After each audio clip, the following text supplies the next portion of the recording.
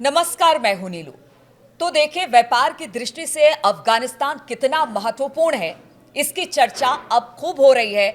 और अब इस चर्चा का बिंदु बना है ईरान। ईरान जो है वो लगातार अफगानिस्तान के मसले को हल करना चाहता है और इसके लिए उसने एक बैठक की है रूस, चीन, पाकिस्तान से। अब ये मसला कैसे हल होगा, क्या हल होगा, क्योंकि अरब देश पहले भी इस मसले को हल करने की कोशिश कर चुके हैं, लेकिन कुछ भी समस्या का समाधान नहीं हुआ।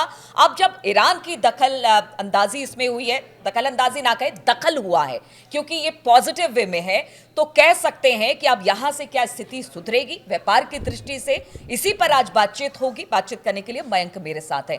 मयंक, अफगानिस्तान का मसला एक बड़ा मसला है, व्यापारिक दृष्टि से बहुत महत्वपूर्ण, ज्योग्राफिकली कंडीशन जो इस वक्त वहां के हैं, लेकिन अब अरब देशों ने कह लीजिए कि वो बहुत कोशिश कर चुके हैं, लेकिन कुछ हुआ नहीं। अब ईरान ने इस पे इंटरवेन किया है। किस तरह से ये बैठक हुई है, किनके बीच में हुई है, क्या सहमति, किस तरह से इसको ये बात बिल्कुल सही है कि जहाँ पे जब कोई दूसरा किसी समस्या का हल नहीं कर पाता मिडिल ईस्ट में, और जब ईरान की एंट्री हो जाती है तो वहाँ पे जो है मामला किसी ना किसी एंड तक जरूर पहुँच जाता है, ऐसा ज़रूर माना जाता है। अब देखिए, यहाँ पे जो खबर आई है वो कि ईरान में एक बड़ी बैठक हुई है। कुछ लोग इसको सीक्रेट मीटिंग भी कह रहे हैं, क्योंकि इसमें जो है कई ऐसे मुद्दों पर चर्चा हुई। इसका ज़्यादा लाइमलाइट में भी नहीं लाया गया इस मीटिंग को। Afghanistan's neighbors met in Iran and agreed to deepen regional coordination to address political, economic and security challenges. Afghanistan से जुड़े जितने देश हैं उन सब के नेताओं की ईरान में एक बैठक हुई। इस बैठक में चीन भी शामिल था, इस बैठक में रूस भी शामिल था। ये बड़ी बात है। देखिए, इस बैठक के दो मकसद थे। पहले मकसद तो पहली बात जो आपने बताई कि ईरान ये चाहता है कि अफगानिस्तान पे जो सैंक्शंस लगे हुए हैं वो सैंक्शंस व्यापार के हटे, तालिबान को एक रिकॉग्निशन मिले, ताकि अफगानिस्तान से आसानी से व्यापार हो सके।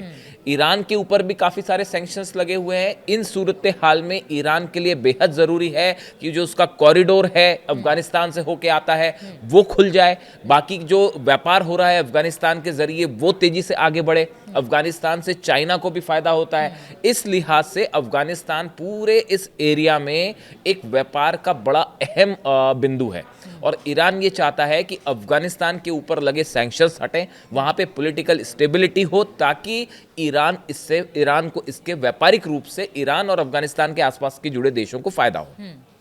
पहला मकसद तो इसका ये था जो कि सामने के तौर पे दिखाई दे रहा है। अब दूसरी अंदर की बात देखिए।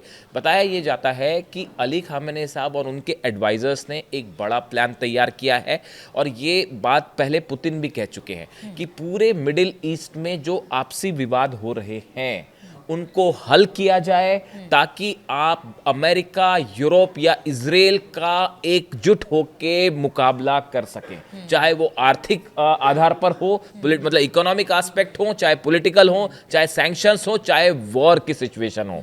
ये एक बड़ा प्लान तैयार किया गया है ईरान में। सुप्रीम लीडर ईरान के उनकी तरफ से सिक्योरिटी काउंसिल जो है वहाँ की, उसमें एक बैठक होती है। उसमें ये विचार होता है कि कैसे मिडिल ईस्ट में अगर आप एकजुट होकर रहते हैं, आपसी मसलों को अगर आप टॉक्स के जरिए हल कर लेते हैं, सुलझा लेते हैं, और अगर आप एक प्लेटफॉर्म पर दिखाई देते हैं। देखिए, वैसी ट्रेड और टैरिफ को लेकर जबरदस्त घमासान मचा हुआ है, पूरी दुनिया की इकोनॉमी पे इस पर असर हो रहा है। ऐसे सूरत हाल में अगर मिडिल ईस्ट में एक ऐसा मंच तैयार हो जाए जिसमें अफगानिस्तान, ईरान, तुर्कमेनिस्तान, आसपास के जितने आर्थिक और सामरिक दोनों तरीके से, स्ट्रैटेजिक तरीके से भी और इकोनॉमिक तरीके से भी, ईरान ये चाहता है कि यहाँ के आसपास के जो मसले हैं इकोनॉमिक कम से कम वो हट जाए, ताकि ये जो सैंक्शन से दबाव बनाने की कोशिश है इस पर नियंत्रण लगाया जा सके। और इसका जो प्लान है वो ईरान के सुप्रीम लीडर की तरफ से तैयार किया गया। और इसमें सबसे बड़ी बात यह है कि इसके लिए पुतिन और शी जिनपिंग, चीन